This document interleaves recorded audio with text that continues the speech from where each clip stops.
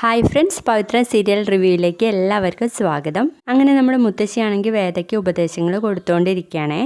ഇനി നീ വേണം ഈ വീടിനെ നയിക്കാൻ വേണ്ടിയിട്ട്. ഇവരൊക്കെ പിന്നാലെ സപ്പോർട്ടിന് വേണ്ടിയിട്ടുണ്ടാവും. നമ്മുടെ വിക്രം ചീത്ത വഴിയിലൂടെ കുറെ ദൂരം പോയി, ഇനി നീ വേണം അവനെ നന്നാക്കി എടുക്കാൻ എന്നും പറഞ്ഞ് ശ്രീജയോട് വിക്രമിന്റെ അടുത്തേക്ക് കൊണ്ടാക്കി കൊടുക്കാൻ വേണ്ടിയിട്ട് പറയാണ്. നന്ദിനി നീ കൂടെ ചെല്ല്, ഇതൊക്കെ നാത്തുമാരുടെ ഉത്തരവാദിത്ത എന്ന് പറയുമ്പോൾ അവർ കൊണ്ടുപോവാണ് കേട്ടോ.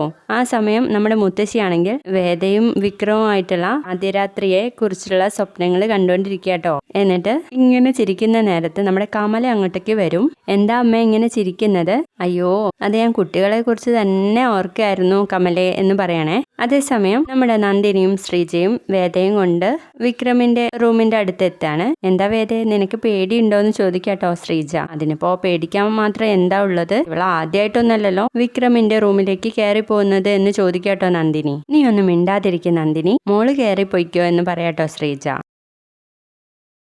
അങ്ങനെ നമ്മുടെ വേദ കയറിപ്പോകുന്ന സമയത്ത് മുത്തശ്ശി വിളിക്കുകയാണ് കേട്ടോ പിറകിൽ നിന്ന്. മോളെ വേദേ, മുത്തശ്ശി ഇവിടെ താഴെ തന്നെ ഉണ്ട്.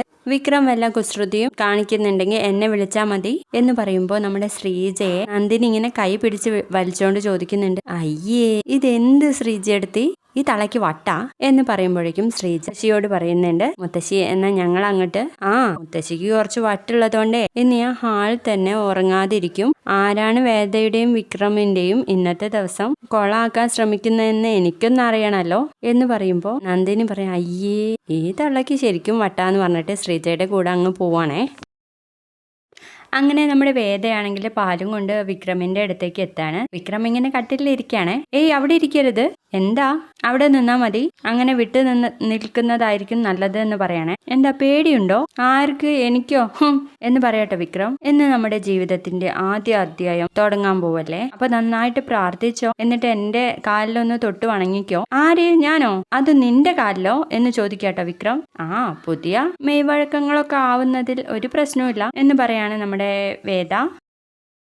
ഭാര്യയെ ദേവിയായിട്ട് കാണുന്നവർക്ക് ഭാര്യയുടെ കാലിൽ തൊട്ട് തൊഴുതാൽ എന്താ കുഴപ്പം എന്ന് ചോദിക്കാട്ടോ വേദ. ദേവി, നിന്നെ വിളിക്കേണ്ടതേ മൂദേവി നിന്ന മോശടന്മാർക്ക് അങ്ങനെയൊക്കെ തോന്നും. അത് ചെയ്യുന്നില്ലെങ്കിൽ വേണ്ട, എന്നും ചെയ്യുന്ന പോലെ ഈ പാലങ്ങ് കുടിക്കാലോ. എടി വിവരം കെട്ടവളെ, മുത്തശ്ശി ഇത് സിനിമയിലും സീരിയലിലും ഒക്കെ കാണുന്നത് റീക്രിയേറ്റ് ചെയ്യാനാ നോക്കുന്നത്. അത് നിനക്ക് മനസ്സിലാവാതെ പോകുന്നുണ്ടല്ലോ. എങ്കിൽ നമുക്ക് മുത്തശ്ശിയോട് തന്നെ ചോദിക്കാം. മുത്തശ്ശി എന്ന് വിളിക്കണേ. നിനക്കിപ്പോ എന്താ വേണ്ടത്? നിങ്ങളല്ലേ പറഞ്ഞ മുത്തശ്ശിക്ക് തലയ്ക്ക് സുഖമില്ലാന്ന്. ഞാൻ അങ്ങനെയൊന്നും പറഞ്ഞില്ല. നിങ്ങൾ അങ്ങനെ പറഞ്ഞു. നിങ്ങൾ എനിക്കും തലയ്ക്ക് സുഖമില്ല എന്ന് പറഞ്ഞു. അങ്ങനെ പറഞ്ഞോ? എനിക്ക് ഓർമ്മയില്ല എന്ന് പറയട്ടെ വിക്രം. നിനക്കിപ്പോ എന്താ വേണ്ടത്? ഞാനീ പാതി കുടിക്കണം, അത്രയല്ലേ ഉള്ളൂ. അതിങ്ങ് തന്നേക്ക് എന്ന് പറയുമ്പോ, ഹയ്യടാ, നിങ്ങൾ കുടിച്ചതിന്റെ ബാക്കി ആര് കുടിക്കുന്നു? ഞാൻ കുടിച്ചത് അങ്ങ് തരാം എന്നും പറഞ്ഞ് വേദ ഒരു സിപ്പ് കുടിക്കുകയാണേ. എന്നിട്ട് നമ്മുടെ വിക്രമിന് വെച്ച് നീട്ടുമ്പോൾ, ഇതെന്റെ പട്ടി കുടിക്കും. ശരിയാ, വൈകിട്ട് ഇവിടുത്തെ പറമ്പിൽ നിൽക്കുന്നത് കണ്ടായിരുന്നു, എടുത്തു വെച്ചോ, രാവിലെ കൊടുക്ക എന്ന് പറയണേ വേദ. നേരം കെട്ട നേരത്ത് അവളുടെ ഒരു തമാശ. എടി വേതാളം, നിനക്കറിയാലോ ഞാൻ എങ്ങനെയുള്ള ഒരാളാണെന്ന്. പിന്നെ എന്തിനാ നീ ഇങ്ങനെ വേഷം കെട്ടി വന്നിരിക്കുന്നത്? ഞാനാണോ ഇതൊക്കെ ചെയ്തത്? ഞാനാണോ നിങ്ങളുടെ വീട്ടിലേക്ക് അച്ഛമ്മയെ വിളിച്ചു വരുത്തിയത്? ഞാനാണോ തറവാട്ടിലേക്ക് വരാമെന്ന് പറഞ്ഞത്? കുടുംബക്ഷേത്രത്തിലെ ചടങ്ങുകൾ ഞാൻ പ്ലാൻ ഇട്ടിട്ടാണോ നടന്നത്? ആദ്യ രാത്രിക്ക് സെറ്റ് ഇട്ടത് ഞാനാണോ എന്നൊക്കെ അങ്ങ് ചോദിക്കട്ടെ വേദ. ഇതൊന്നും ഞാനും അറിഞ്ഞതല്ലോ എന്ന് വിക്രവും പറയുന്നുണ്ട്. അതാണ് വെട്ടുപോത്തെ കാര്യം. ഇനിയിപ്പോ മുത്തശ്ശി പറഞ്ഞതുകൊണ്ട് അതൊന്നും ചെയ്യാതിരുന്ന നടക്കില്ലല്ലോ. എന്ത് എന്ന് ചോദിക്കട്ടോ. അത് ഞാൻ പറഞ്ഞു തരണോ? അയ്യേ, നിനക്കെന്തടി നാണും മാനും ഒന്നും ഇല്ലേ? നിങ്ങൾക്കില്ലാത്ത നാണോ എനിക്കെന്തിനാ എന്ന് ചോദിക്കട്ടെ വേദ. നിങ്ങൾ ഈ മണവാളിന്റെ വേഷവും കെട്ടി ഇവിടെ വന്നിരിക്കുന്നത് എന്തിനാ? എന്നിട്ട് മുത്തശ്ശിയോട് പറഞ്ഞില്ലല്ലോ ഇങ്ങനെ ഒരു ചടങ്ങ് വേണ്ട എന്ന്. അപ്പോ നിങ്ങളുടെ മനസ്സിലും ഉണ്ട് അങ്ങനെ ഒരു കാര്യം. അയ്യേ, നിനക്കെന്തടി? ഞാൻ അങ്ങനെയൊന്നും വിചാരിച്ചതേ ഇല്ല. എന്റെ അമ്മയാണ് സത്യം എന്ന് പറയണേ.